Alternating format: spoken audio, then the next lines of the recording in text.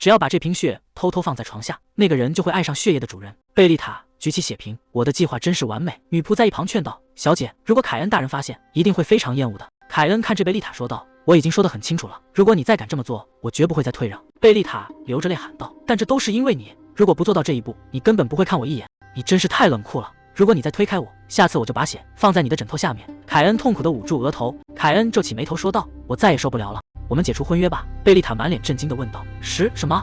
他转身离开大殿，推开沉重的大门，快步走在走廊上。贝丽塔举起花篮，大声喊道：太棒了，恭喜婚约解除。她撒开手中的花瓣，我终于成了自由又富有的女人。至于事情为什么会变成这样，不久前我穿越到了小说里。这里是小说《三大家族的爱与战争的世界》，这是一部浪漫幻想小说，讲述了美丽的阿德拉和眼中只有她的凯恩，两人克服了恶女贝丽塔的阴谋，最终步入婚姻殿堂。而我偏偏附身到了那个恶女贝丽塔身上，一个执着于跟踪凯恩，甚至企图杀害阿德拉的可怜恶女，最终被阿德拉的弟弟艾登残忍杀害。意识到这一点后，为了作为贝丽塔活下去，我制定了几条生存守则。我成功了，婚约已经解除，最难的部分结束了，接下来只要……房门被推开，海茨公爵冲进房间问道：贝丽塔，你没事吧？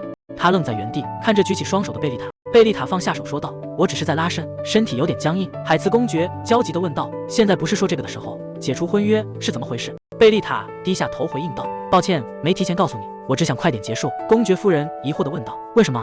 你明明那么喜欢凯恩大公。贝丽塔神色决绝地说道：我受够了那个男人，他从不给我好脸色，甚至还背叛我跟别的女人在一起。海茨公爵和公爵夫人愣在原地。公爵夫人擦着眼泪说道：我就知道你会清醒的。贝丽塔终于长大了。海茨公爵点头回应道：你之前让我们太操心了，我差点要把你赶出去，但你终于懂事了。贝丽塔平静地说道：我找他对峙了，拿到了我想要的东西。公爵夫人好奇地问道：你拿到了什么？贝丽塔张开双手笑道：一座钻石矿作为赡养费，以后你们不用再给我生活费了。海茨公爵和公爵夫人瞪大眼睛。海茨公爵大笑着说道：不愧是我的女儿，这种谈判技巧绝对是遗传了我。公爵夫人点头回应道：真不敢相信我们的贝丽塔变得这么厉害了。贝丽塔松了一口气，只要在原著剧情结束前离那些主角远一点就行了。她提着行李箱说道：我要出发了，我已经决定要去旅行。公爵夫人拉着她的手叮嘱道：路上小心，每到一个城镇都要记得联系我们。贝丽塔微笑着回应道：别担心，母亲。海茨公爵走上前严肃地说道：你是烈火家族的一员，永远相信自己的力量，无论走到哪里都要挺起胸膛。贝丽塔点头说道：好的，父亲，不会出事的。他竟然叫我父亲了。那个碍眼的人终于消失了。凯恩、阿德拉，你们快点结婚吧。就这样，我在旅行中度过了余生，直到原著故事彻底结束。我回来了，贝丽塔，我们的女儿终于回来了。2年后，我回到了家，刚回来就被带到了皇室宴会，在那里，我听到了令人震惊的消息。凯恩走近说道：贝丽塔，我今天是为了见你才来的。贝丽塔问道：什么？为什么？凯恩三大家族的男主角，也是我的前未婚夫。凯恩看着贝丽塔说道：我已经察觉到对你的真实感情了。贝丽塔皱起眉头回应道：真令人不快，你为什么不回阿德拉身边？凯恩走近一步说道：你一直不在首都，所以可能还不知道我和阿德拉已经分手了。贝丽塔瞪大眼睛：什么？男女主角竟然分手了？怎么会变成这样？凯恩继续说道：不过贝丽塔，有一件事让我很在意。贝丽塔看向远处，那个人到底是谁？李安站在人群中，神情冷峻。贝丽塔看向凯恩说道：这不关你的事。凯恩大公，我们走吧。李安侍者高声宣布，维恩领地的阿德拉小姐以及艾登少爷到场。贝丽塔停下脚步。阿德拉的弟弟艾登，在原著故事里，他为了姐姐残忍杀害贝丽塔，是我最该提防的人。这是我第一次与他面对面。艾登走近说道：你好，贝丽塔小姐，不要害怕，现在的我从未欺负过阿德拉。贝丽塔勉强微笑回应道：你好。贝丽塔睁大眼睛惊呼道：你是？记忆回到我旅行的第一站，那是发生在皮奥拉村的事。贝丽塔看着热闹的庆典说道：哇，好漂亮，我的第一站就在这里。杂耍艺人在高墙上表演，村民们举杯欢庆，表演者挥动火把，火焰在空中画出弧线，瞬间点燃了整个舞台。贝丽塔坐在观众席，和周围的人一起鼓掌欢呼。李安站在高台上，抓起秋千跃向空中。李安的手划过横杆，身体失去平衡，向着下方的火海坠落。人群中传来尖叫，有孩子掉下来了。贝丽塔脸色苍白，看着坠落的身影。不行，我必须快点。他伸出手掌，释放出蓝色魔力。贝丽塔冲进火海，扑向坠落的李安。周围宾客发出尖叫，他紧紧抱住李安，倒在地上大口喘气。贝丽塔看着怀里的李安，担忧地问道：你没事吧？李安没有回应。团长粗鲁地拽起李安，大声呵斥道：快给我起来！竟然这样对待年幼的孩子，简直是虐待，必须阻止他。团长拖着李安走远，嘴里不停咒骂：臭小子，现在立刻给我进去！贝丽塔猛地站起身喊道：喂，给我住手！艾登突然挡在身前说道：偏离之门，美丽的女士。贝丽塔愣在原地。艾登微笑着问道：您喜欢这场庆典吗？贝丽塔疑惑地回应道：请问您是哪位？这家伙是怎么回事？真是个美丽的村庄。贝丽塔推开艾登说道：我不买东西，请让一下，我必须找到那个孩子。他看向巷子深处，我觉得他们往这边跑了，是在那边吗？团长挥舞长鞭吼道：“你这该死的小鬼，你是想毁了演出吗？”李安蜷缩在角落，被男人狠狠踢中。团长继续辱骂道：“你这没用的废物！”团长挥动拳头，对着李安怒吼道：“去死吧！”大门被猛地推开，贝丽塔站在门口说道：“立刻给我住手！”他看着受伤的李安，愤怒地质问团长：“你这卑鄙的怪物，怎么能对孩子下重手？”团长指着他喊道：“你到底是谁？知道这是谁的地方吗？赶紧给我滚出去！”惨叫声此起彼伏，团长环顾四周，这是什么？他猛地推开门，大声问道：“你们到底在干什么？”外面已经陷入一片混乱，帐篷燃起熊熊大火，路人们四处奔逃，尖叫道：“救命！起火了！我的头发烧着了，快救救我！”团长看着眼前的火海，到底发生了什么？他环视空荡荡的营帐，咬紧牙关咒骂道：“该死！”贝丽塔躲在墙角观察，确认四周安全后，搂住身边的李安说道：“这里没有人。”两人穿过小巷，前方传来痛苦的呻吟。贝丽塔停下脚步，艾登倒在木箱旁，身体蜷缩，痛苦地抓着胸口。是刚才拦住我的那个男人，他为什么会在这里？艾登虚弱地求救：“救我！”他脖子上的紫色宝石正散发着诡异的光芒，是因为那个项链吗？贝丽塔冷冷地看着他，不行，他一定是马戏团的人，我绝不能帮他。艾登大声喊道：“1号到4号。”李安护在身后说道：“我在保护孩子们。”贝丽塔冲上前拦住他：“不，这个男人和马戏团是一伙的。”李安紧接着回应道：“我是5号，1号到4号是我的弟妹，他们最近都失踪了，我觉得就在他手里，请帮帮。”贝丽塔愣住问道：“什么？”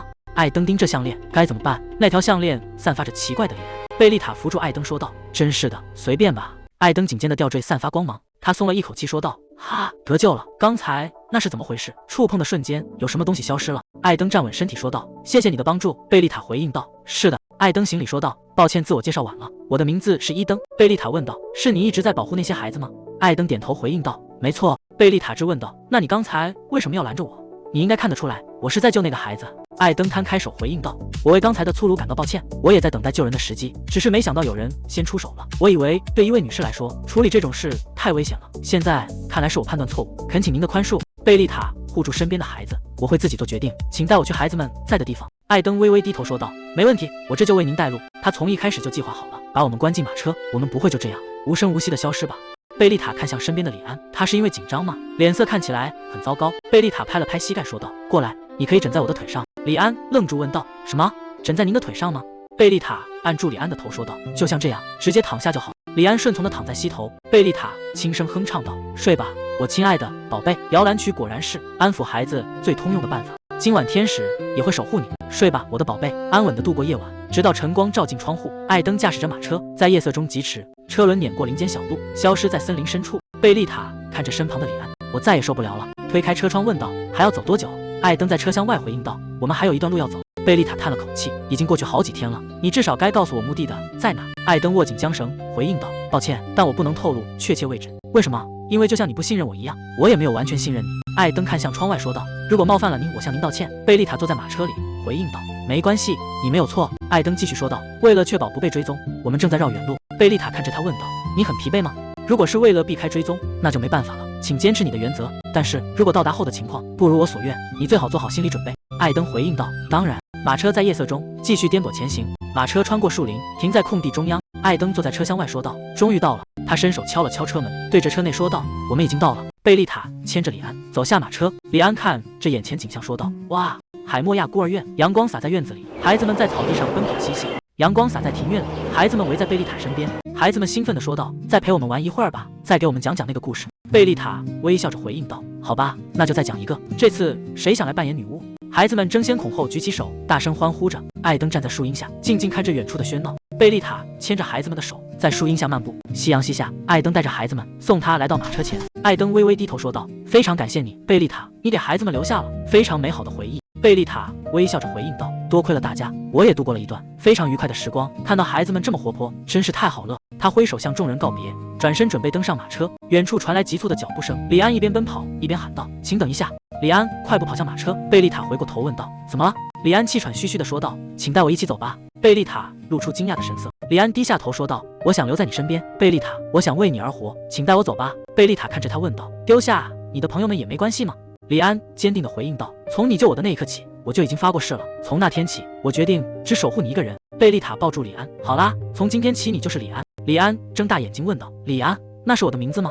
贝丽塔抚摸他的肩膀：“是的，这是给留在我身边的人最珍贵的名字。”李安露出笑容说道：“谢谢你。”贝丽塔、艾登站在远处，默默看这两人。马车在林间疾驰，贝丽塔坐在车厢内，身旁是年幼的李安。就这样，李安开始和我一起旅行。2年后，我终于要回家了。距离离开已经过了2年。贝丽塔看向对面，李安坐在对面，已经长成了少年的模样。孩子长大的速度真是快得令人难以置信，不是吗？贝丽塔看着身边的少年，他以前几乎不吃不睡，最近却胃口大开，难道是到了生长期吗？可怜的孩子。李安转过头问道：“有什么不对吗？”贝丽塔有些慌乱地回应道：“不，没什么，只是觉得你突然长高了。”李安露出微笑说道：“请不要因为这个就丢下我。”贝丽塔大声反驳道：“我为什么要丢下你？”马车停在宅邸前，侍从高声喊道：“贝丽塔小姐回来了！”海茨公爵快步冲出大门喊道：“我的女儿！”公爵夫人紧随其后说道：“喂，让我先抱抱她。”海茨公爵紧紧搂住贝丽塔，贝丽塔被家人围在中间，见到你们很高兴，但我快要喘不过气了。贝丽塔走在走廊吩咐道：“在我的房间附近给李安准备一个房间，这样我叫他时，他能马上过来。”随从恭敬地回应道：“遵命，小姐。”李安有些惊讶地问道：“我要有自己的房间了吗？”贝丽塔转过头问道：“怎么？你以为我会让你睡在我的房间里吗？”李安低声回应道：“倒也不是。”贝丽塔推开房门说道：“从现在起，你可以使用这个房间，床是全新的，毯子也是我亲自选的。”李安行礼说道：“谢谢您，小姐，我会继续为您挥剑。”贝丽塔微笑着说道：“你不必这么拘礼，只要留在我的身边就好。”贝丽塔转身看向李安说道：“现在我们一起整理行李，然后吃晚饭吧，终于可以过上平静的生活了。”女仆快步走近说道：“小姐，皇室宴会即将举行，邀请函已经送达了。”贝丽塔愣在原地：“什么？没关系，只要露个脸就离开。”李安挽住贝丽塔问道：“你紧张吗？”她回应道：“不，也许有一点，只要尽可能避开原著里的主角们就好。”但是耳边突然传来凯恩的声音：“我和阿德拉分手了。”贝丽塔睁大眼睛：“什么？男女主角竟然分手了？怎么会变成这样？”凯恩问道：“贝丽塔，有件事我一直很在意，那个人到底是谁？”贝丽塔回应道：“这与你无关，凯恩大公，我们走吧。”李安侍者大声宣布：“维恩公国的阿德拉小姐以及艾登大人驾到。”贝丽塔停下脚步。阿德拉的弟弟艾登，在原著故事里，他为了姐姐残忍杀害了我，是我最该警惕的人。这是我第一次与他面对面接触。艾登走近说道：“您好，贝丽塔小姐，冷静点，现在的我还没有欺负过阿德拉。”贝丽塔看着前方说道：“你好，你竟然发生了这种事。”艾登行礼说道：“我是艾登，没想到会在这里见面。”贝丽塔转身说道：“失礼了。”迈步离开。艾登伸手阻拦道：“贝丽塔小姐，请等一下。”艾登就是那时候的那个人吗？贝丽塔快步离开。李安走近问道：“您没事吧？”贝丽塔头也不回地说道：“李安，今天的宴会到此为止，我们马上离开，回家吧。今天我一定要平安回去，不想再发生任何意外了。”阿德拉在身后喊道：“那个贝丽塔，请等一下。”阿德拉走近问道：“您好吗？最近过得好吗？”是女主角啊。贝丽塔回应道：“托您的福，我过得很好。”阿德拉低头说道：“其实我有话想对你说。”贝丽塔转身说道：“是吗？但我现在的马车已经……”阿德拉失落地回应道：“我明白了，对不起，是我挡住你的路了。”凯恩走上前来喊道：“贝丽塔！”阿德拉惊讶地喊道：“凯恩！”贝丽塔看着眼前的男人，这家伙怎么也在这里？凯恩走上前说道：“今天我有件一定要亲口告诉你的事。”贝丽塔紧闭双眼：“不，千万不要说出来。”凯恩继续说道：“我对阿德拉的感情只不过是过眼云烟。”贝丽塔与阿德拉愣在原地。凯恩按住胸口说道：“我真正爱的人是你，贝丽塔。这到底是什么疯狂的告白时机？”凯恩与贝丽塔对峙，阿德拉站在一旁。凯恩怎么能做出这种事？阿德拉身体摇晃，失去意识向后倒去。贝丽塔急忙扶住他，喊道：“阿德拉小姐！”凯恩想要靠近说道：“贝丽塔小姐，请。”贝丽塔愤怒地打断他：“看看这个。”李安快步上前检查阿德拉的情况，说道：“他还有呼吸。”贝丽塔看向李安说道：“快带阿德拉小姐去马车，我去通知维恩王子。”李安扶住昏迷的阿德拉：“明白了。”贝丽塔提裙奔跑，必须快点告诉艾登。他在走廊尽头停下，对着前方的背影喊道：“艾登，出大事了！阿德拉小姐晕倒了。”艾登露出惊愕的神色，他立刻冲向马车。李安喊道：“你们两个快过来！”艾登扶着阿德拉登上马车。“非常感谢，贝丽塔小姐，我一定会报答这份恩情。”贝丽塔回应道：“没关系，请快点出发吧。”看着马车远去，希望能平安无事的结束。我是不是奢望的太多了？李安站在一旁说道：“我听说过，美貌的人总会卷入麻烦事。”贝丽塔转头问道：“你从哪学来这种傲慢的话？”李安回应道：“我只是在陈述事实。”贝丽塔摸着他的头说道：“不管怎样，你真可爱。”李安红着脸小声嘀咕：“可爱什么的，我已经是个大人了，长大了，你还有很长的路要走。”艾登坐在颠簸的马车里，看着身旁昏迷的阿德拉。阿德拉睁开双眼，艾登急切地问道：“姐姐，你还好吗？你清醒过来了吗？”阿德拉环顾四周，这里是马车里。艾登松了一口气说道：“谢天谢地，你突然失去意识，真的吓死我了。”艾登看着眼前的少女问道：“发生了什么？”阿德拉低头揪住衣襟：“其实我想和贝丽塔小姐交朋友。”艾登疑惑地问道：“是吗？”阿德拉继续说道：“我在宴会上鼓起勇气靠近她，但交谈得很尴尬，我甚至没能好好说话。接着我意外听到凯恩说，他对我并不是真心的。我感到无比羞愧，只想找个地方躲起来。”艾登握住阿德拉的手说道：“姐姐没有做错任何事，贝丽塔小姐虽然有些带刺，但我确定他不是坏人。阿德拉有些迟疑地问道：“真的吗？”关于那件事，他反握住艾登的手，恳求道：“艾登，请帮我和贝丽塔小姐成为朋友吧。”艾登微笑着回应道：“如果这是姐姐的愿望，我当然会帮忙。”艾登看着眼前的人说道：“好久没看到姐姐笑了。”阿德拉微笑着回应道：“谢谢你，艾登。”贝丽塔站在窗前伸展身体，终于迎来了平静的一天。门外传来急促的喊声：“小姐，出大问题了！院子里全乱套了！”贝丽塔猛地推开门问道：“又出什么事了？”侍从指着满地礼物说道：“这些都是凯恩大公送来的。”贝丽塔看着堆积如山的礼盒，那家伙疯了吗？这些到底是什么？凯恩披着红色披风走近，手里拿着玫瑰花，说道：“贝丽塔小姐，我整夜无法入睡，心里全是对你的思念。天一亮我就赶过来了，请接受我的心意吧。”旁边的侍女小声议论道：“她长得真英俊，至少那张脸很完美。”贝丽塔冷冷地回应道：“哪里完美了？”凯恩递出玫瑰说道：“虽然不及你，但这些玫瑰很美。”贝丽塔后退一步问道：“等等，你为什么要这样做？”凯恩注视着她说道：“贝丽塔小姐，你没有轻视我昨天的感情吧？我对你的感情是真诚的。”贝丽塔露出难色。海茨公爵走近问道：“那边的年轻人，你刚才说什么？”侍从冷汗直流地回应道：“公爵大人，您醒了。”海茨公爵面色阴沉地问道：“是谁放那个人进来的？”侍从颤抖着回应道：“对不起，马克修斯大公亲自前来命令我开门。”海茨公爵看着面前的人说道：“给我记好了，从现在起，马克修斯家族的人严禁踏入这栋房子。”下属惶恐地回应道：“遵命。”凯恩搂着贝丽塔说道：“海茨公爵，不，岳父大人，我的感情是真的。”海茨公爵愤怒地吼道：“把你的脏手从我女儿身上拿开！”他猛然挥动手臂，炽热的火焰喷涌而出，直冲向凯恩。凯恩狼狈地向后退去，试图躲避火焰的侵袭。凯恩看着礼物说道：“那可是天然欧泊。”公爵夫人走上前问道：“你觉得公爵千金会被这种寒酸礼物打动吗？”海茨公爵面色阴沉地说道：“用这种冒犯的礼物毁掉清晨的美景，我不喜欢，立刻给我离开这里。”凯恩无奈地回应道：“爱情真是不容易，我会再来拜访的。”海茨公爵冷冷地说道：“不，别再来了。”公爵夫人看着凯恩离去，我不知道他会做到这种地步。公爵夫人看着女儿问道：“我的女儿为什么发呆站在这里？”回忆涌上心头，刻薄的女学生叫嚣着：“喂，你连父母都没有吧？”男学生也跟着嘲讽：“滚开，你这个孤儿！”公爵夫人关切地问道：“贝丽塔，你还好吗？”海茨公爵在一旁附和道：“你一定很难受，大清早就要见到那个厚颜无耻的混蛋。”贝丽塔摇了摇头回应道：“不是那样的，只是我真的很感激你们两位。”海茨公爵和公爵夫人面露疑惑。公爵夫人温柔地说道：“我的女儿，你在说什么呢？我们会永远保护你的。”贝丽塔紧紧抱住父母，海茨公爵搂住贝丽塔，与夫人站在庭院中。男仆急忙跑来喊道：“小姐，正门有客人拜访。”海茨公爵手中燃起火焰，又是凯恩吗？这次我要烧光他的头发。男仆紧张地回应道：“不是维恩公国的艾登王子。”艾登向众人行礼说道：“海茨公爵、公爵夫人，抱歉冒昧打扰，我是来表达谢意的。”艾登递上信函说道：“我的姐姐为了报恩，想邀请贝丽塔小姐去我们府上做客。”贝丽塔看着眼前的男人问道：“阿德拉小姐还好吗？”艾登回应道：“幸运的是没有大碍，她现在休息得很好，而且她很想见贝丽塔小姐。”贝丽塔独自坐在桌前，看着手中的信件，这是什么？不仅男女主角分手了，现在她竟然还向我示好。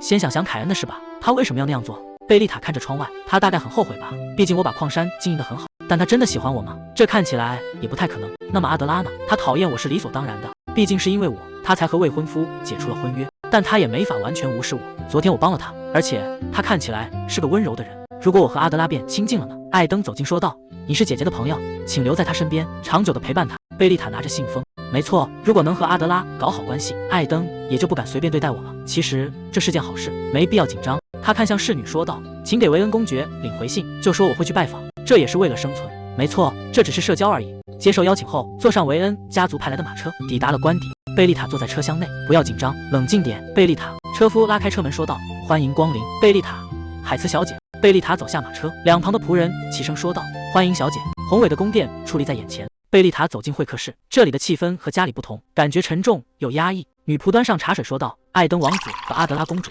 正在赶来的路上，请您稍等片刻。”贝丽塔点头回应道：“好的，谢谢你。”贝丽塔端起茶杯，维恩公爵说道：“你看起来很放松，从什么时候开始，你能如此从容地执行命令？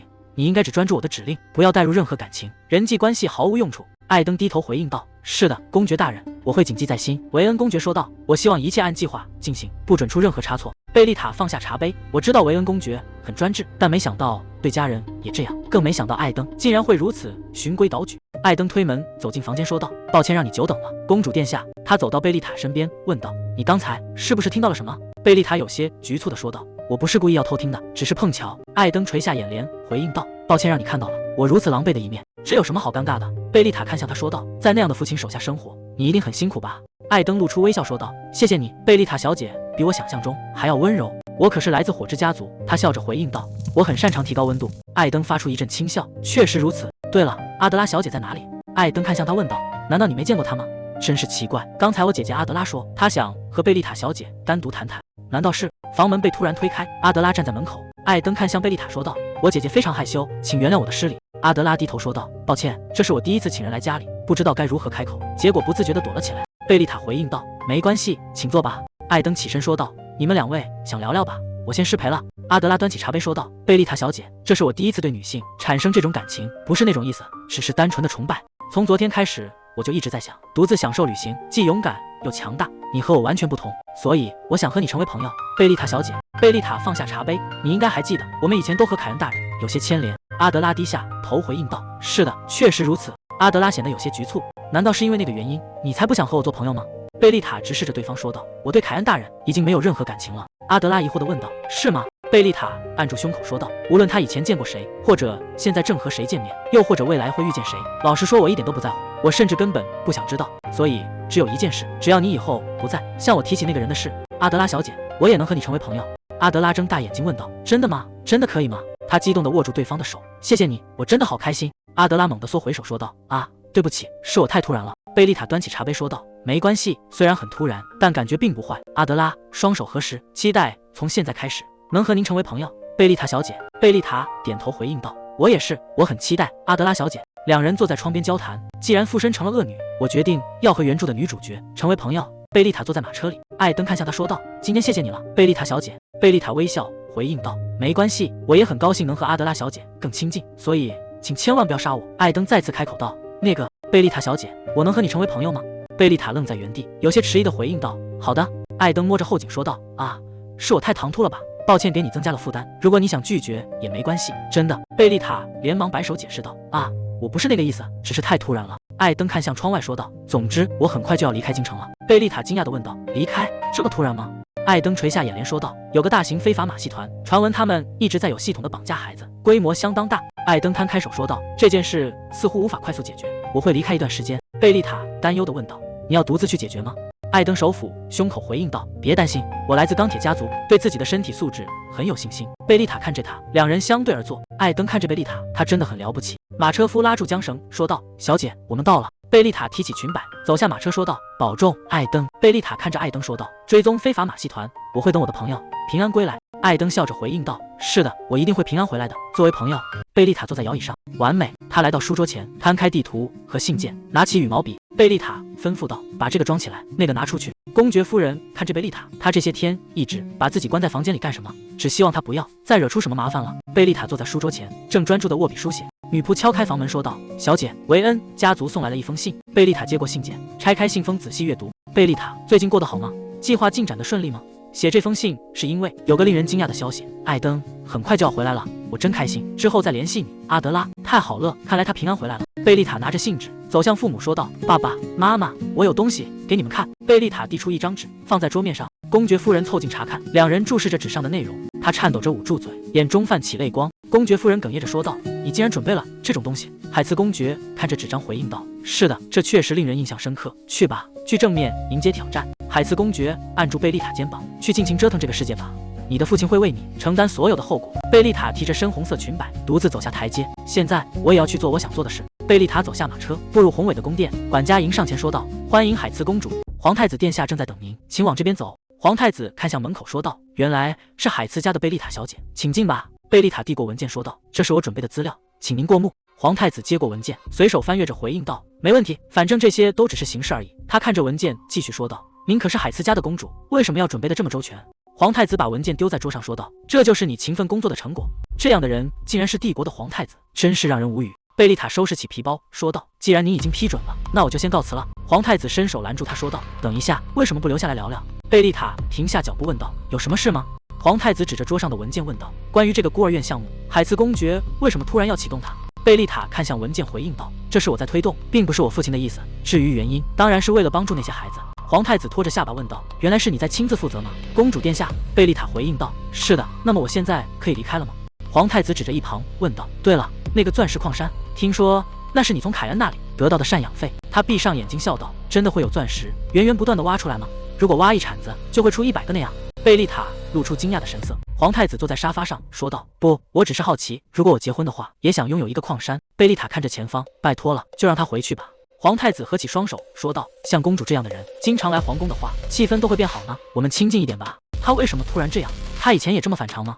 总觉得有些奇怪。门外传来敲门声，贝丽塔站起身说道：“哎呀，看来有客人到了，我先告辞了。”皇太子回应道：“真是完美的时机，我正好要处理政务，需要离开一下。”管家推开大门说道：“马修斯公爵到了。”凯恩走进房间，皇太子看向两人说道：“好久不见，难得有这样的机会，希望你们玩得开心。”他拍了拍凯恩的肩膀，转身离去。贝丽塔看着他的背影，原来如此，这就是他一直拖延时间的原因。大门在身后关上，房间里只剩下贝丽塔和凯恩。贝丽塔转身离去，说道：“我要先失陪了。”凯恩迈步拦住去路，请等一下，贝丽塔小姐。贝丽塔停下脚步回应道：“请让开。”凯恩看着他，露出意味深长的微笑。贝丽塔冷冷地回应道：“够了，上次宴会我已经听够了，而且我去你家时也已经明确表达了立场。”没错，所以才更糟糕。凯恩辩解道：“那是一时冲动，即便如此，你也要听我说。”凯恩挡住去路说道：“我有话要对你说，因为这对你来说也是非常重要的事情。”凯恩拉住贝丽塔说道：“我求你了，我只想说一件事，真想放火烧了他，认真的。”凯恩捂住胸口，继续说道：“我不小心看到了你留给我的那封信，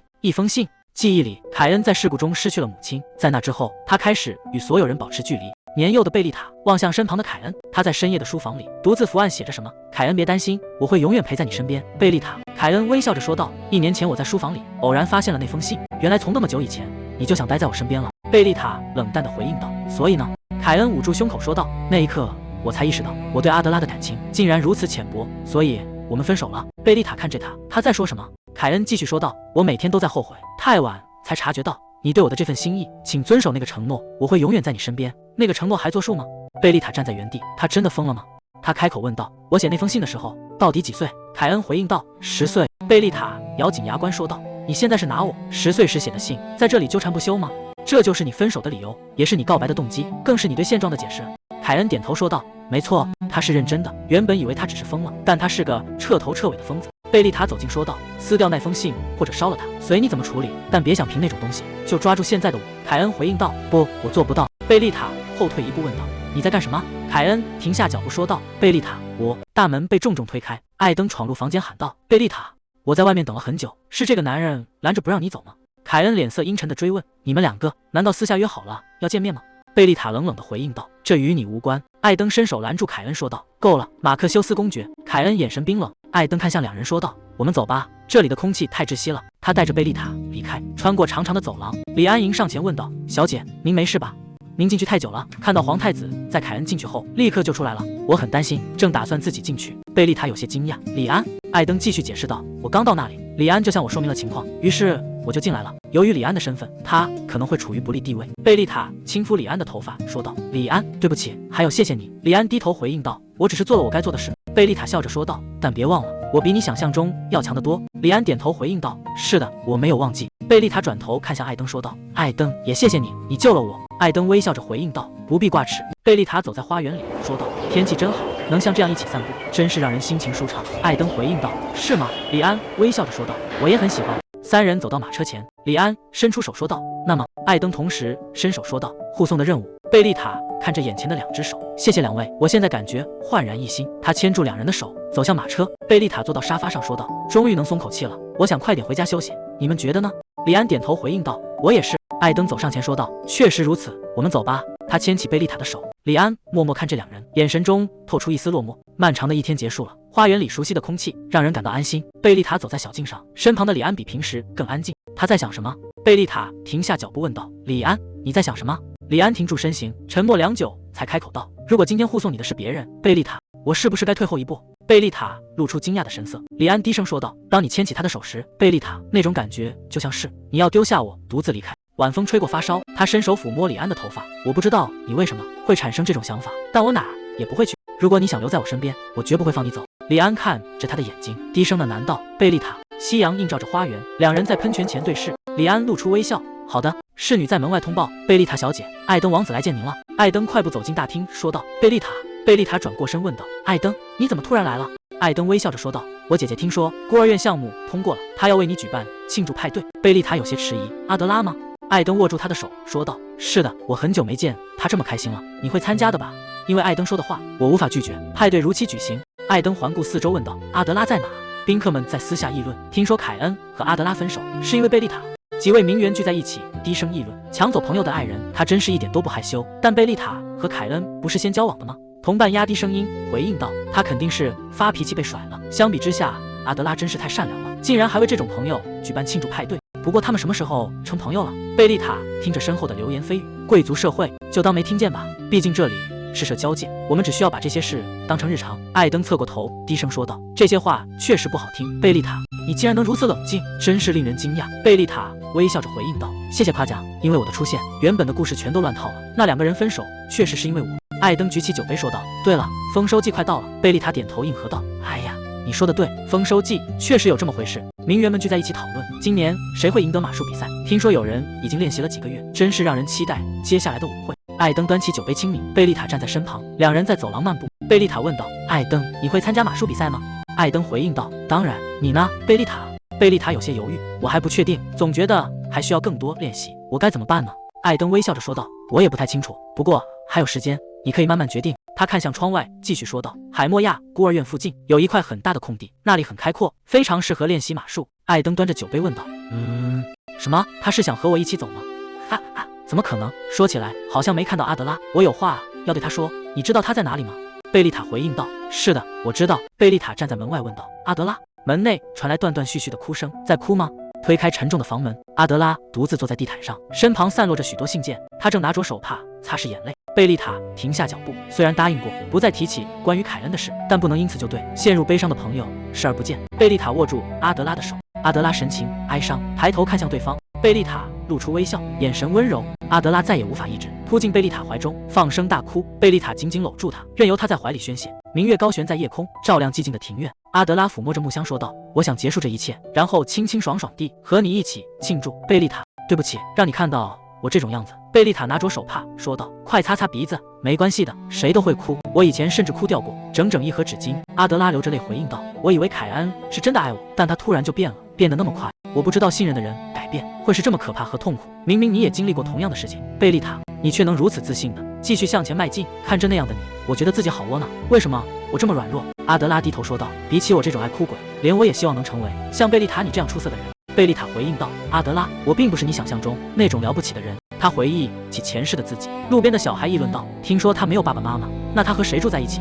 他和那些同样没有父母的孩子住在一起。我只是一个因为害怕现实而逃跑的人。路人指着女孩说道：“真可怜，别靠近她，你会染上脏东西的。那种没人愿意看我一眼，没人愿意爱我的感觉，真的很悲哀，仿佛每天都被世界抛弃。”阿德拉问道：“凯恩难道不爱你吗？”贝丽塔：“你们甚至订过婚啊？”前世的他递出作业说道：“这是你要的作业。”坐着的女生接过本子，谢了，下周也拜托你了。我不愿接受不被爱的事实，像个傻瓜一样动用各种手段留在他的身边。阿德拉问道：“难道订婚也是利用家族势力强行达成的吗？”贝丽塔摊开双手说道：“如你所见，结果我被抛弃了，落得现在这般孤身一人。”阿德拉回应道：“我以为你和凯恩感情很好，没想到你经历了这么多痛苦。”贝丽塔继续说：“所以我逃跑了，我不愿面对那个可悲的自己，于是对一切视而不见，逃离了这个世界。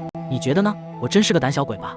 阿德拉回应道：“我从没想过那是你踏上旅程的原因。”贝丽塔凑到耳边说道：“但你知道吗？在旅途中，我意外得知了一个真相。”阿德拉问道：“那是什么？”关于真正的爱情，将对方的幸福视作自己的幸福，不求回报的付出，像珍惜自己一样去珍惜另一个人。我从偶然遇见的人身上学到了这些，原来这就是真爱。我们需要遇到懂得如何去爱的人，为了做到这一点，我们也要成为那样的人。贝丽塔笑着说道：“我喜欢了他10年，但忘记他只用了1年。你也可以做到的，阿德拉。所以那种直到最后都不愿给爱人哪怕一点体谅的人。”贝丽塔站起身喊道：“别再为那种人流泪了。”阿德拉轻声说道：“你真是个了不起又坚强的人。”贝丽塔笑着说道：“虽然我不确定，但有一件事我很肯定。阿德拉，你比我优秀得多。”他递出一个红色首饰盒。阿德拉问道：“这是什么？”贝丽塔回应道：“是惊喜礼物。”他打开盒子，里面躺着一条华丽的项链，这是专门为你准备的。阿德拉低声问道：“贝丽塔，为什么要送我这个？”贝丽塔笑着说道：“这是舞会的回礼，请收下吧。这是世上独一无二的项链，我费了好大劲才定制完成，即便你不喜欢，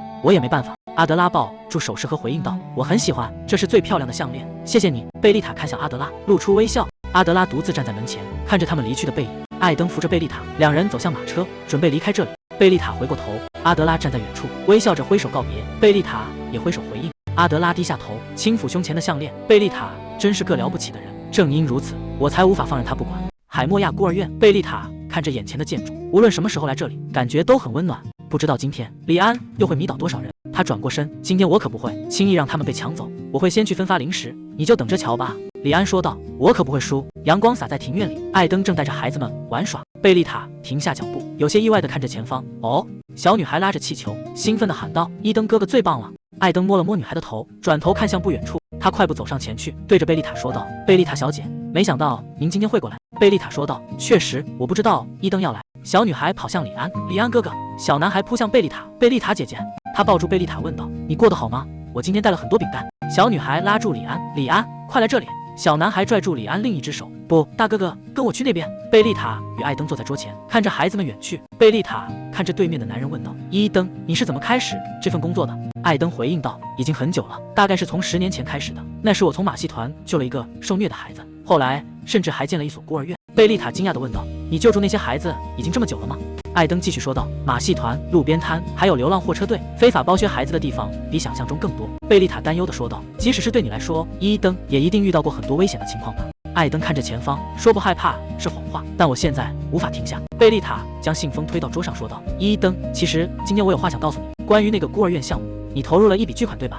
我为此成立了一个基金会，专门用来资助那些孤儿。艾登拿起文件说道，这是？贝丽塔微笑着回应道，我想资助这里所有的孩子。艾登看着对面的贝丽塔问道，学费、伙食费、生活费全部都要资助吗？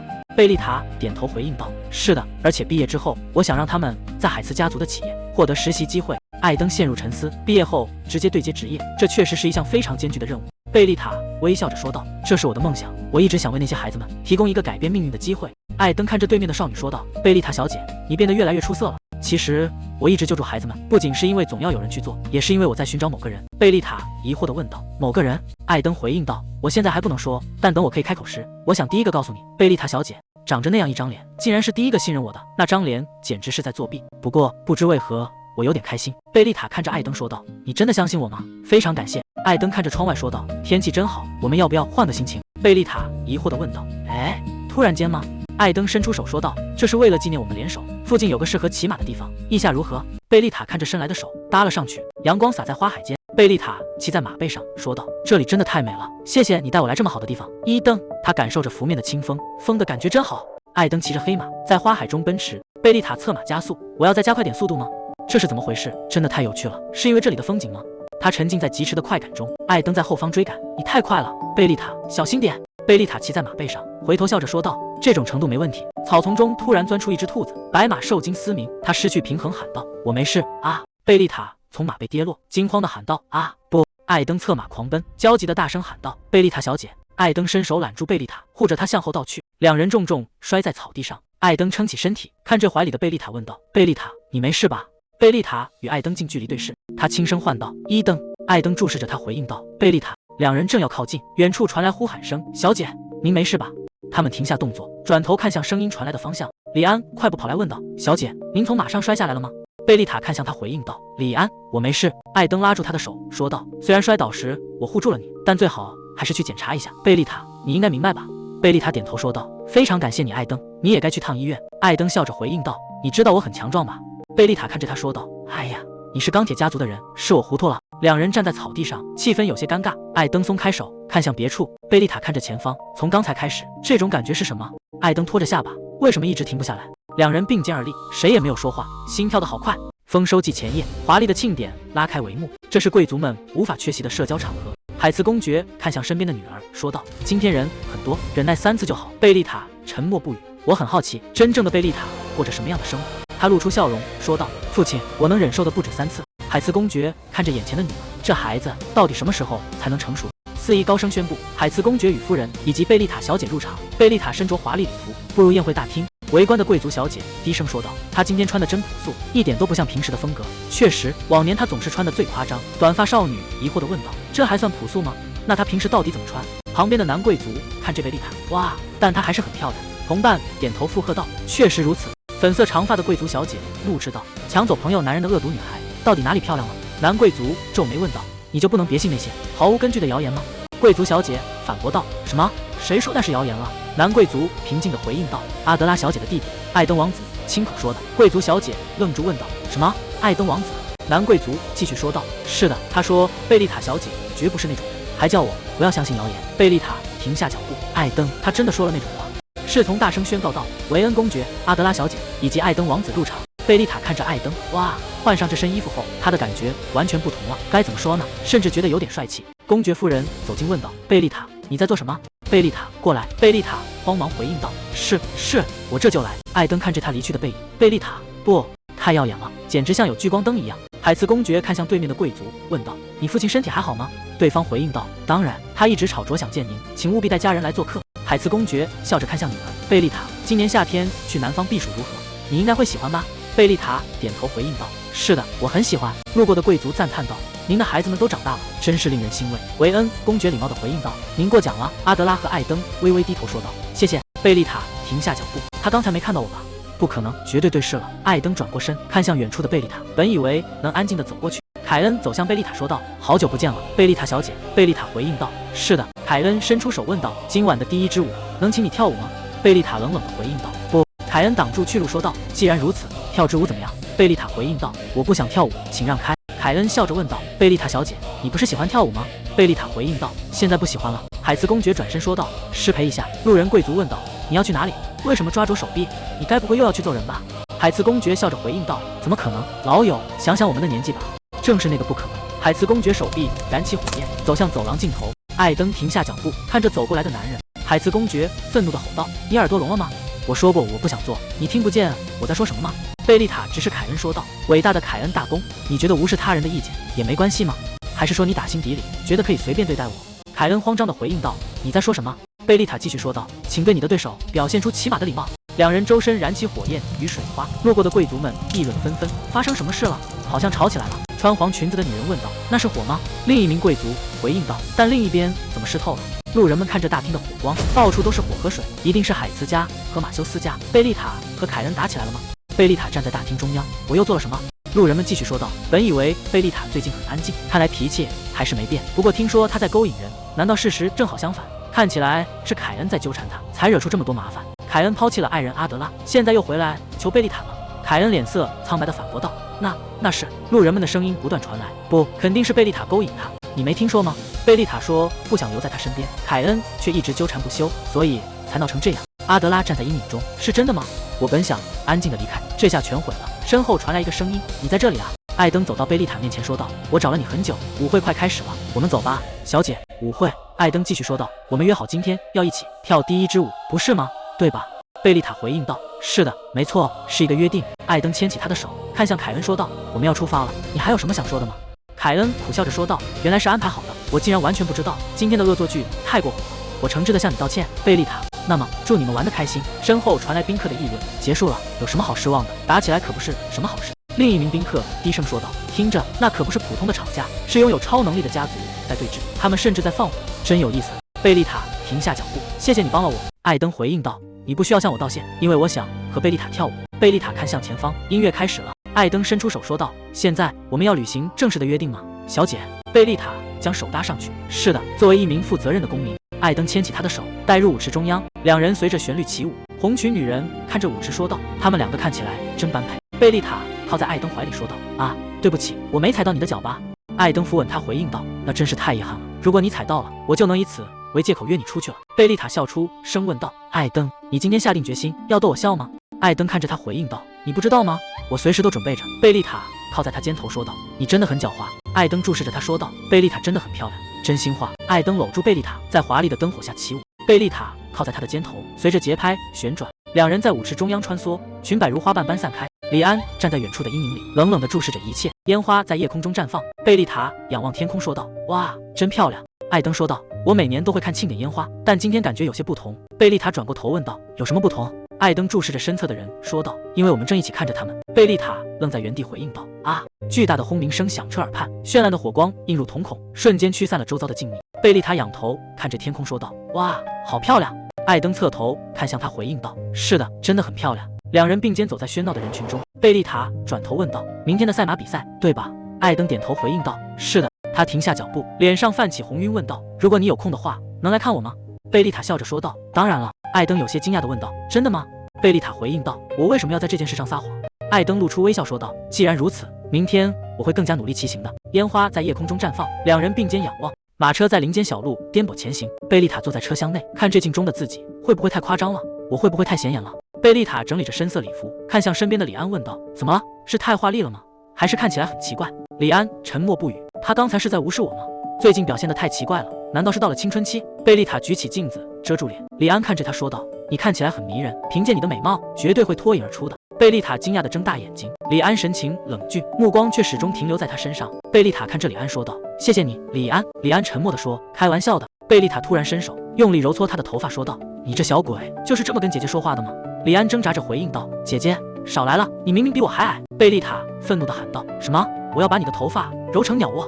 马车在林间剧烈晃动，传出阵阵惨叫。李安整理着乱发说道：“请小心一点，小姐。”贝丽塔笑着说道：“谢谢你，诚实的李安骑士，你真是个不会撒谎的人。”他看着凌乱的发丝说道：“快看这里，全弄乱了，简直像出门前没梳头一样。”李安回应道：“那是因为你刚才像疯了一样到处乱跑。”贝丽塔看向远处喊道：“哇，快看那个！”他看着奔跑的骏马感叹：“真是太惊人了。”贝丽塔拉起李安说道：“快走吧，我答应过阿德拉要在那里见面的，我们约好就在这附近见面。”李安站在露台边，贝丽塔快步走近说道：“找到了，从这里能看清竞技场，阿德拉也会喜欢这里的。”李安回应道：“我想是的。”贝丽塔看向远方说道：“艾登对今天的比赛似乎很有信心，不知道他在哪里。”马蹄声从下方传来，艾登骑在马上喊道：“贝丽塔小姐！”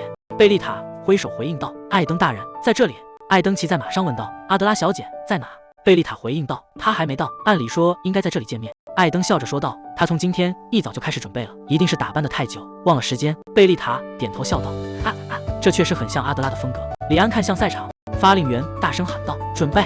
发令枪响，骑手们策马奔出，马蹄声响彻赛场。艾登骑马飞驰在路上，马蹄声急促。贝丽塔挥手大声喊道：“艾登！”他听到声音勒住缰绳，转过头去，艾登眉头紧锁，发出一声闷哼。艾登身体剧烈晃动，从马背上重重摔落。围观人群惊呼道：“发生了什么？”贝丽塔脸色苍白。艾登，他不顾一切冲向露台。李安紧随其后喊道：“小姐，那里很危险！”贝丽塔奔向窗边，李安咬牙咒骂道：“该死！”艾登倒在草地上，贝丽塔冲上前抱住昏迷的男人说道：“艾登，艾登！”他紧闭双眼，没有任何回应。贝丽塔看向艾登颈间，那条项链正散发微光，难道又是因为那条项链吗？这到底是什么东西？李安守在帐篷外，贝丽塔守在床边，看着昏迷的艾登，轻声呼唤道：“艾登！”艾登发出微弱的呻吟，睁开双眼。贝丽塔露出笑容，激动地问道：“艾登，你醒了吗？”他扑到床边，紧紧抱住艾登，说道：“我真的太放心了。”艾登看着眼前的少女，轻声唤道：“贝丽塔！”贝丽塔冲到床边，按住他的肩膀，问道：“你吓死我了！发生什么事了？是因为那个项链吗？”艾登垂下眼眸，避开对方的视线，随后看向贝丽塔，回应道：“谢谢你的担心，我没事。”贝丽塔低下头说道：“对不起。”艾登慌忙摆手回应道：“什么？不，贝丽塔小姐为什么要道歉？”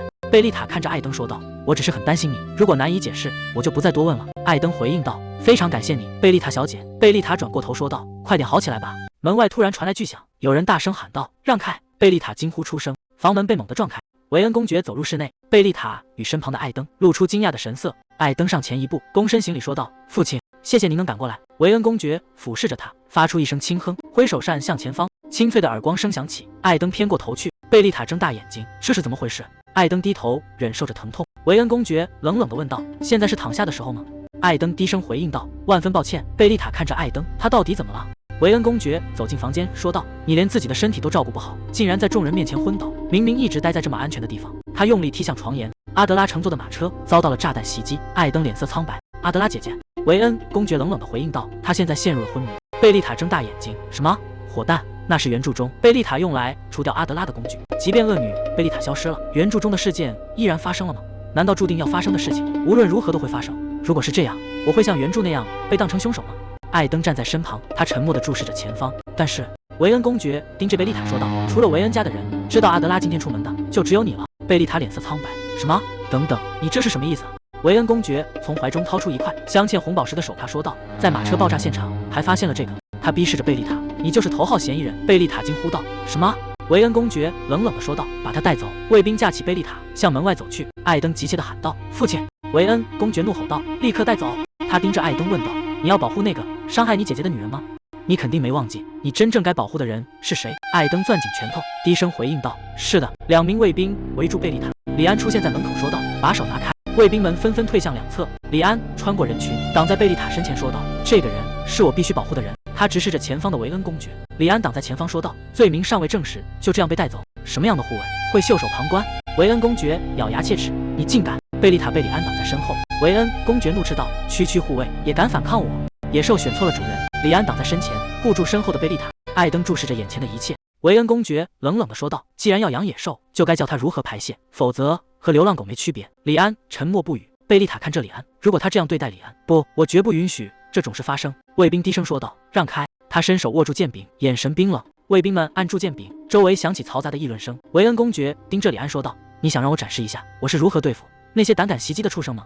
贝丽塔挡在李安身前，大声制止道：“请住手，公爵大人！”维恩公爵面色阴沉地回应道：“像你这样的嫌疑人，我想你应该有话要说。”贝丽塔眼神坚定地说道：“我不会逃跑，因为我是清白的，没有什么好隐瞒的。”维恩公爵冷笑一声：“哈！”贝丽塔看向维恩公爵说道：“所以我会亲自前往帝国议会。”李安露出惊讶的神色问道：“你亲自去吗？”李安低声说道：“小姐。”贝丽塔转过头说道：“没关系，我不会躲起来。”艾登神色凝重，注视着眼前的贝丽塔。阳光穿过树梢，洒在庭院里。维恩公爵沉声回应道：“很好，出发吧，去皇宫。”贝丽塔提起裙摆，在随从簇拥下迈步向前。艾登侧过头看向身后的贝丽塔，沉重的宫廷大门缓缓推开。贝丽塔与李安并肩走入大厅，周围传来阵阵私语。火之家族那位小姐，她是认真的吗？维恩公爵神色严峻，注视着两人走过。贝丽塔面无表情，与李安穿过长廊。议员坐在长桌尽头说道：“今天的议程是关于维恩家族马车爆炸案。”他翻开手中的调查报告，根据证人证词以及现场调查结果，我们已经锁定了嫌疑人。目前提交给议会的主要证据是从马车残骸中发现的一条项链碎片。他揭开覆盖在托盘上的白布，贝丽塔脸色苍白，死死盯着那枚熟悉的碎片。红色的宝石项链在灯光下散发着冷冽的光芒。议员继续说道：“这条项链是由一位工匠专门定制的，独一无二的作品。根据目前的调查结果，这是世上独一无二的珍宝。”贝丽塔沉默地听着，席间的贵族议论纷纷。其中一人问道：“既然只有这一件，那这条项链到底有什么问题？”贝丽塔看着长桌镜头，一模一样，和原著小说里的情节完全一样。那条项链就是我无法摆脱指控的原因。议员按着桌面说道：“只要有媒介，魔法就能从远处施放，即便施法者不在现场，任何注入了魔力的物品，在一定时间内都能成为触发魔法的导向。通过留在现场的媒介，人们可以用魔法点燃或熄灭火焰。”议员看这桌上的文件，一个媒介。他伸手按住项链的照片，说道：“问题在于这条项链带有强烈的魔力痕迹，通常海茨家族的火焰。”席间的贵族们议论纷纷，如果涉及火焰，那一定是海茨家族。那么，海茨公爵猛地站起身说道：“我反对，焚毁周围的一切，甚至连媒介也会不留痕迹的被破坏。但在这次案件中，作为媒介的珠宝并没有被完全摧毁。”维恩公爵摊开手说道：“即便如此，无可否认的是，只有海茨家族的人才能使用火魔法。”海茨公爵回应道：“自然界中到处都存在着魔力，难道你从未见过由蕴含魔力的矿石或宝石制成的物品吗？仅仅因为留下了火魔法的痕迹，就立刻归咎于海茨家族，这简直荒谬至极，完全不合逻辑。”维恩公爵看向前方说道：“那就让我们直接问贝丽塔吧，她最近和我女儿走得很近。关于那条项链，你知道些什么吗？”贝丽塔面色苍白：“没错，在原著的故事里，确实是以这种方式结束的。即便细节有所不同，一切还是会按照原著那样发展吗？”凯恩的声音传来：“这个结论下得太草率了。”贝丽塔面露惊色，艾登沉默地站在一旁。沉重的脚步声在门外响起，大门被推开，凯恩大步走进大殿。他看向众人说道：“贝丽塔不是凶手。”会议室内嘈杂升起。维恩公爵看向门口问道：“马克修斯公爵？”海茨公爵注视着来人，他到底在计划什么？凯恩走进房间，按住桌面。贝丽塔想，凯恩大公为什么会在这里？肯定是皇太子又传唤了他，真是显而易见。议员神色迟疑地问道：“马克修斯公爵，是什么风把您吹来了？”凯恩看向众人说道：“我只是无法做事，不管。看这两个家族互相猜忌，无论最终得出什么结论，当事人都很可能会认为对方的调查结果是伪造的。马克修斯并非此事的当事人，我们可以从公正的角度进行调查。”维恩公爵说道：“中立？我们怎么知道那会是真正的中立，而不是别的什么？”艾登回应道：“我同意父亲的看法，中立，这听起来可一点都不让人安心。”艾登看向凯恩说道：“那么我想请教您，马克修斯公爵。”您是想暗示，如果由维恩公国主导调查，我们就会为了私利而扭曲调查结果吗？像那些心胸狭隘的蠢货一样？贵族们议论纷纷，他竟然就这样正面交锋？维恩公国的艾登王子一直都这么强势吗？凯恩面带严肃地说道：“我只是陈述事实，建议排除任何可能引发情感偏见的因素。”艾登反驳道：“你认为我们的判断会被情感左右，这依然是一种侮辱，而且我很确定贝丽塔小姐绝不会做那种事。”贝丽塔看着他说道：“艾登，希望你不要太勉强自己。”艾登继续说道：“如果在人多的地方施展魔法，不可能不引起注意。”挥发男人回应道：“确实如此，但那样的话应该有目击者。”没错，这很有道理。维恩公爵冷冷地说道：“他们话太多了。”艾登神色坚定地说道：“我会通过公正的调查，揭开真凶的真面目。”艾登手指敲击桌面，突然面色苍白，痛苦的呻吟。他猛地揪住胸口衣服，冷汗顺着脸颊滑落。会议室陷入一片死寂。刚才发生了什么？凯恩站在远处注视着失态的艾登。维恩公爵看着艾登说道：“哦不，艾登，他还没从冲击中恢复过来。”艾登死死抓着衣襟，低头不发一言。维恩公爵看着艾登说道：“你未经许可就在胡言乱语，如果你不想当场倒下，就给我安静一点。”艾登额头渗出冷汗，艾登咬紧牙关，死死攥住拳头。维恩公爵看向议会众人，他似乎因为姐姐阿德拉的昏倒受到了巨大的打击，为了维持议会的尊严，或许该让他去休息。议员迟疑道：“如果是这样的话，还不能结束。”艾登感到一阵眩晕，身体不由自主地摇晃，发出痛苦的闷哼。贝丽塔站在远处，担忧地注视着这一切。维恩公爵冷声说道：“把他带走。”卫兵们走上前，强行带走艾登。艾登回头看向贝丽塔，眼神中透着复杂。贝丽塔追上前喊道：“艾登！”看着他离去的背影，贝丽塔紧握双手。秃顶贵族说道：“海茨家族一定也觉得委屈。”宗发贵族回应道：“维恩家族肯定最愤怒。”海茨公爵按住胸口说道：“海茨家族将自行调查，以此证明我们的清白。”维恩公爵皱眉问道：“嫌疑人的家族想主导调查？这简直太荒谬了。”凯恩看向两人说道：“你们显然都被情绪左右了。我作为中立的一方，将接手负责此事。如果马克修斯真的中立，这里谁没有个人偏见？不要偏离讨论的主题。”国王坐在王座旁，看着下方争吵的众人，他们都在表达个人情感。皇太子侧头对国王说道：“最好排除这3个家族，建立一个独立的调查组。”国王看着台下，我无法同时对抗3个家族。他拿起法锤，重重敲下。我宣布裁决，马克修斯、海茨还有维恩这3个家族将共同调查此事。贝丽塔看向远方，这比让他处理要好。维恩家族的首领，不过艾登会没事的吧？会议到此结束。贝丽塔从座位上站起，推开沉重的议事厅大门，快步向外走去。身后传来男人的声音：“贝丽塔。”他停下脚步。凯恩看着身前的人问道：“你还好吗？在那种地方成为焦点，一定觉得很窒息吧？”贝丽塔低头回应道：“我没事，大公，我必须离开。”贝丽塔转身说道：“我很忙，请失礼了。”凯恩伸手拦住去路，说道：“等一下。”贝丽塔猛地甩开对方的手：“请让开！”贝丽塔快步跑开。“你以为我会再次被你抓住吗？”贝丽塔停下脚步。艾登。阳光洒进空旷的长廊，光影在地面交错，整座宫殿寂静无声。调查的第一天早晨，艾登走在华丽的长廊，穿过挂满肖像的走廊。他在厚重的大门前停下，伸手握住门把手，推开房门。维恩公爵正坐在桌后。艾登走进书房说道：“父亲，公爵大人，我是来汇报今日调查进度的。”维恩公爵放下手中文件：“不必汇报了，你只需记住今天在外面必须带上的那副面孔。”艾登疑惑地重复道：“面孔？”维恩公爵盯着他说道：“对他人多余的情感，所谓的正义感或是怜悯之心，全部都要抛弃。对贝丽塔也是一样。”艾登低头行礼说道：“我会记住的。”维恩公爵按住桌面：“你之所以站在那个位置，只有一个原因，那就是为了守护维恩的名号。”艾登低声重复道：“名号。”维恩公爵提笔问道：“阿德拉怎么样了？”艾登回应道：“他依然卧床不起，但据说正在逐渐康复。”维恩公爵敲击着桌面说道：“如果你再次失职，没能保护好阿德拉，就准备好承担后果吧。”艾登背对着他，就算他不这么说，我也会保护好姐姐。艾登回应道：“明白了。”维恩公爵挥手示意：“去吧，做好你该做的事。”艾登走出房间。“为什么？我总是不能动摇，我只需要继续做一直以来在做的事。”调查的第一天开始了。调查第一天，卫兵守在马车旁，贝丽塔走在庭院中，不知道艾登还好吗？昨天应该多关心他一下，如果见到他，我也要装作若无其事。艾登走下马车，贝丽塔走上前说道：“艾登，你来得很早。”艾登停下脚步回应道：“是的，贝丽塔小姐也来得很早。”贝丽塔问道：“你睡得好吗？”艾登看向贝丽塔说道：“我没事，您不必担心我。”他看起来很疲惫，偏偏这家伙也在这里。凯恩突然现身，搂住两人的肩膀说道：“早安，虽然还不确定能否成功，但我们这样聚在一起，看起来真像一个团队。”贝丽塔冷冷地回应道：“马克修斯公爵，现在不是开玩笑的时候。”凯恩微笑着说道：“玩笑？我是认真的，这画面真不错。3大家族多久没这样合作了？我们要在大众面前大获全胜。”贝丽塔叹了口气问道：“总之，关于今天的日程，我们先去见马夫，对吗？”艾登点头回应道：“是的，我已经向卫兵发出了请求。”艾登与贝丽塔并肩而行，凯恩跟在身后。贝丽塔问道：“阿德拉现在怎么样了？”艾登回应道：“情况已经稳定了，但还没有完全康复。”贝丽塔松了口气说道：“那真是太好了，等今天的调查结束，我可以去探望他吗？”艾登回应道：“现在恐怕很难，我父亲会反对的。”果然如此，凯恩笑着说道：“维恩公爵真是个了不起的人物，探望病人竟然也需要许可吗？”艾登侧过头警告道：“马克修斯公爵，请注意你的言辞。”凯恩摊开手说道：“抱歉，抱歉，看来确实有各种各样的苦衷呢，是一些微妙的家务事。”贝丽塔打断道：“马克修斯公爵，到此为止吧。”他看向身旁的艾登问道：“艾登，阿德拉是在躲着我吗？”艾登摇头回应道：“不，只是现在的时机不太好。”贝丽塔低声说道：“我知道了。”他停顿片刻，叮嘱道：“那个，艾登，尽量不要和公爵起正面冲突。”艾登独自站在庭院里，其他人也能感觉到吗？那种感觉，我正处于公爵的控制之下吗？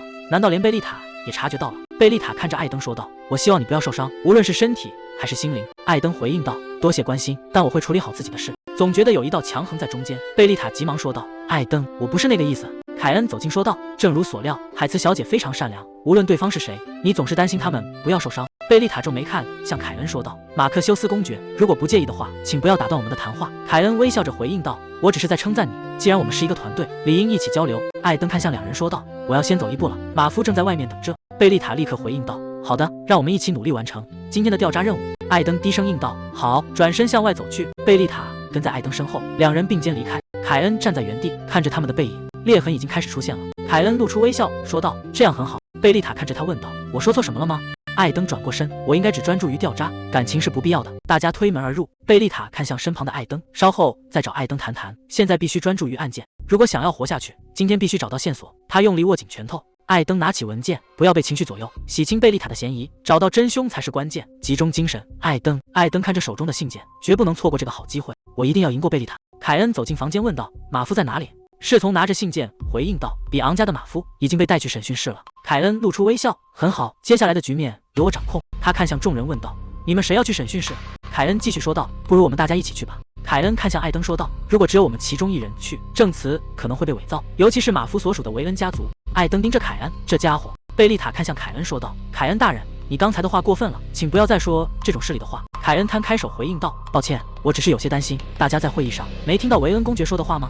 他继续说道：“维恩家族已经指明贝丽塔小姐是头号嫌疑人，我只是提出了合理的推论。”艾登冷冷地回应道：“会议上没有确定任何嫌疑人，我父亲的话和在座的其他所有人一样，仅仅是个人意见。”凯恩露出微笑说道：“原来如此，如果我冒犯了您，我道歉。”艾登冷冷地打断道：“够了，你缺乏理解力，对此我无话可说，我们走吧，贝丽塔小姐。”贝丽塔连忙回应道：“好的。”那个臭小子！凯恩咬牙切齿，竟敢如此藐视我！贝丽塔轻声唤道：“艾登。”他停下脚步回应道：“怎么了？刚才真的很令人佩服。”艾登沉默不语，耳根却泛起红晕。他加快脚步说道：“没什么，我们快走吧。”贝丽塔看着他的背影，他是在脸红吗？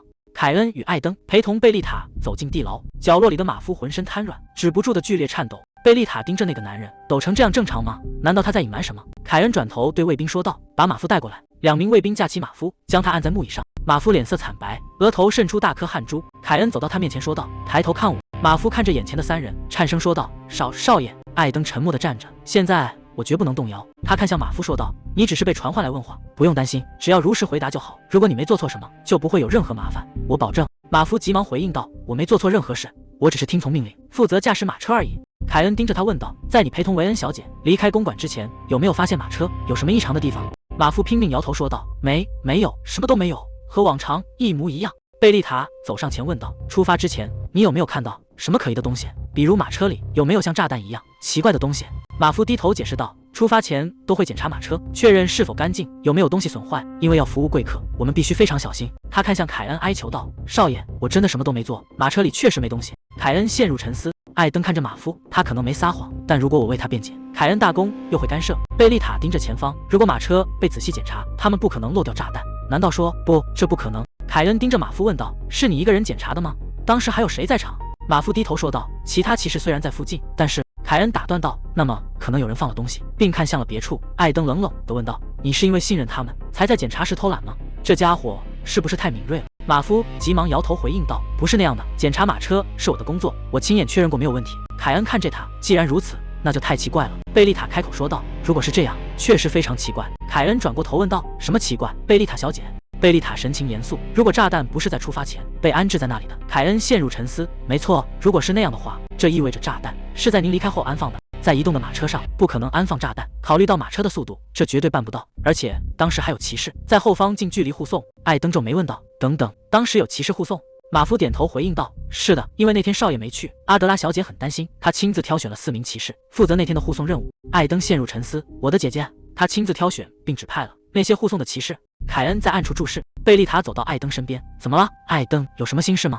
艾登说道：“先继续提问吧，还有什么异常吗？马车有没有在什么地方停过？”马夫露出紧张的神色：“啊，对了，那天阿德拉小姐突然要求停车。”艾登看向身旁的贝丽塔：“姐姐，阿德拉姐姐竟然会那样？”凯恩沉默地听着。马夫继续说道：“我想是在过桥的时候，小姐突然尖叫起来，说有什么可怕的东西在盯着她。”贝丽塔垂下眼帘：“有什么可怕的东西？”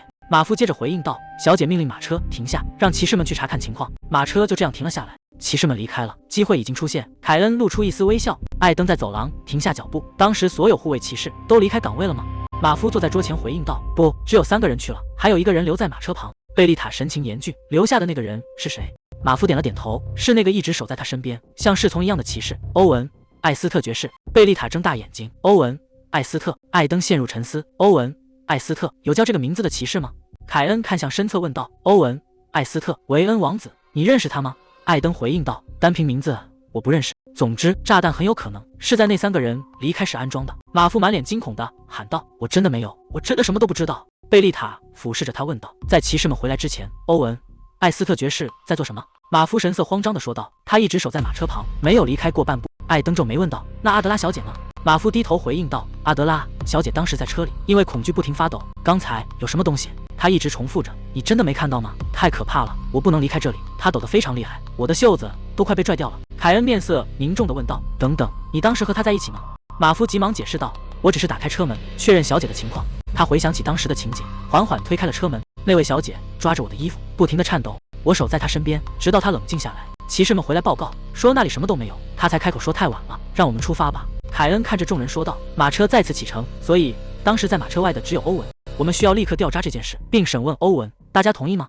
今天已经很晚了，就在这里结束吧，明天再审问欧文。这次又是维恩家族的人，这对维恩王子来说一定很难熬。凯恩看向贝丽塔说道，贝丽塔公主，请完全不用担心，我一定会找到真凶，洗清这些虚假指控。贝丽塔对身后的侍从说道，让维恩家族的欧文骑士为明天的行程做好准备。侍从回应道，遵命。艾登沉默着转身离去。贝丽塔追上前喊道，那个艾登头也不回的说道，今天就到此为止，各位辛苦了。凯恩走近贝丽塔说道，贝丽塔小姐，今天由我送您回家。贝丽塔追上前方的人影，艾登，我们一起走吧。入夜后的宫廷格外寂静，贝丽塔推开沉重的大门，独自走进大厅。李安急忙跑上前，紧张地喊道，贝丽塔小姐，你没事吧？有没有哪里受伤？贝丽塔轻声回应道，我没受伤，我很好。李安看着前方说道，不，我还是应该陪你去那种粗鲁的地方。贝丽塔疑惑地问道，粗鲁的地方？李安继续说道，调查会议室还有审讯室确实是粗鲁又危险的地方。贝丽塔干笑2声说道，是啊，某种意义上确实如此。李安转头问道，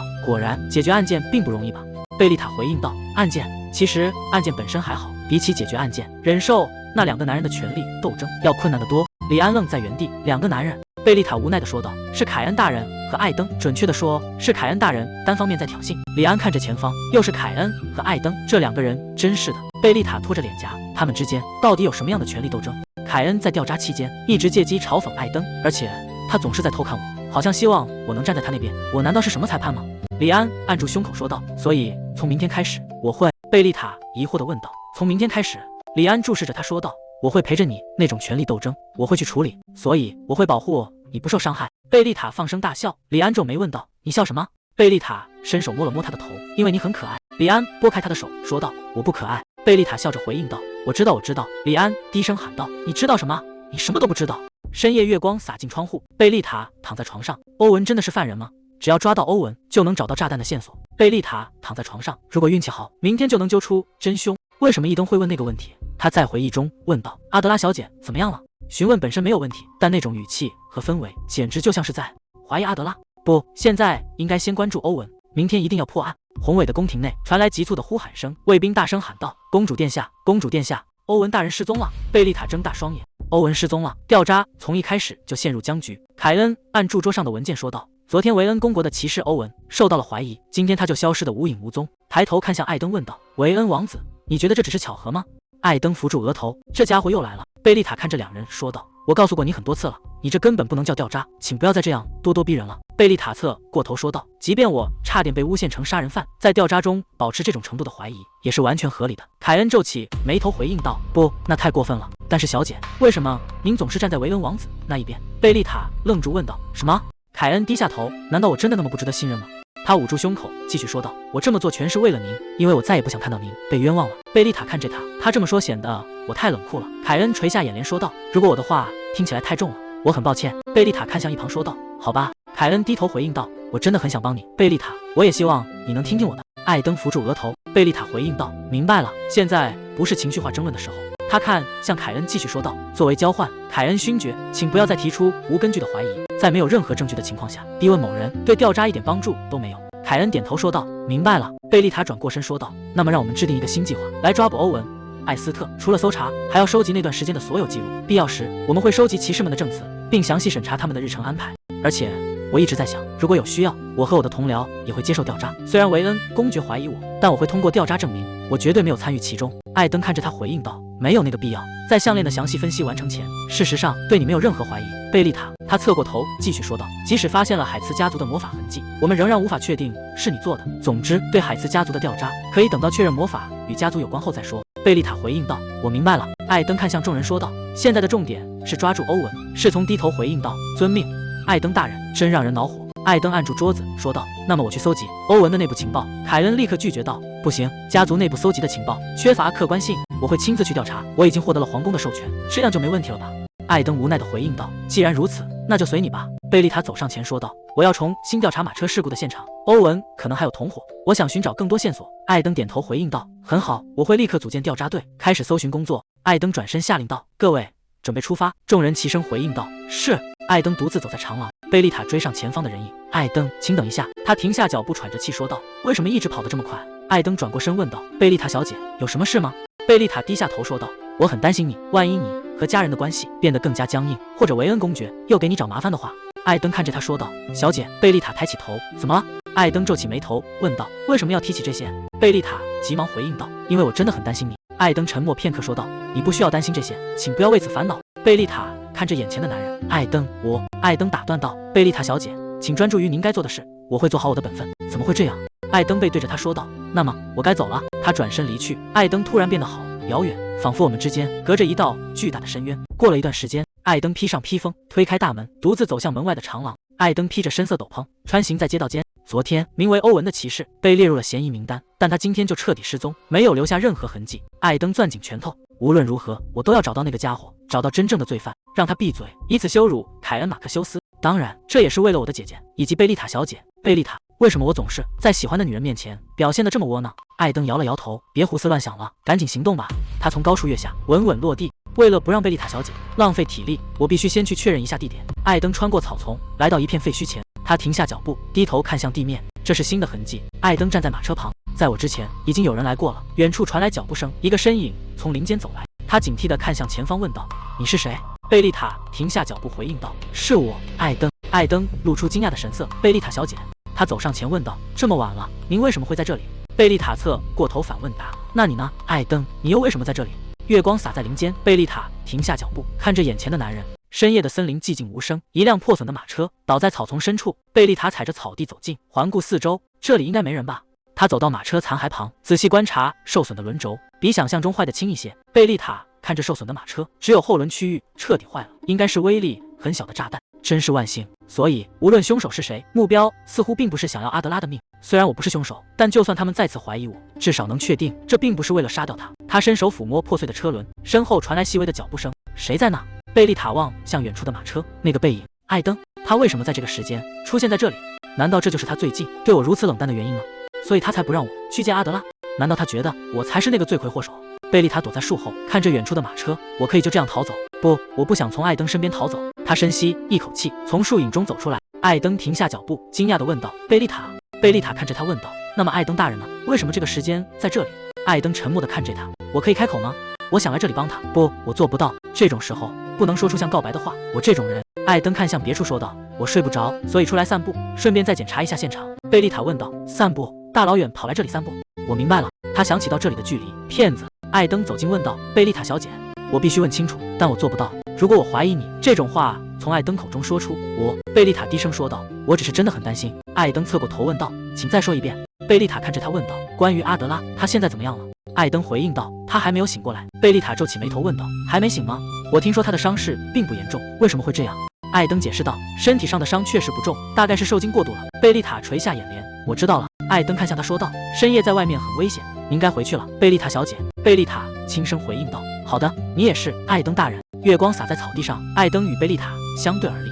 回到宫廷议事厅，艾登撑着桌子说道：“从今天起，帝国全境开始大规模搜查，我会亲自去最重要的边境地区。”贝丽塔抬起手回应道：“我也要去。昨天的现场调查已经结束，现在行动的话。”凯恩插话道：“我也要去。”又来了。贝丽塔按住桌面说道：“我认为必须有人留在首都等消息。”凯恩看向他问道：“贝丽塔小姐，你其实很讨厌我吧？”贝丽塔疑惑地问道：“什么？”凯恩走近说道：“你告诉过我不要偏袒任何人，但现在最偏心的人就是你，贝丽塔小姐。”他垂下眼帘，继续说道：“我总觉得自己是被丢下的那一个。你真的很残酷，贝丽塔小姐。那只是借口，他只是想跟着我们。我真的累了。”贝丽塔扶着额头说道：“好吧，那你们两个就一起去吧。”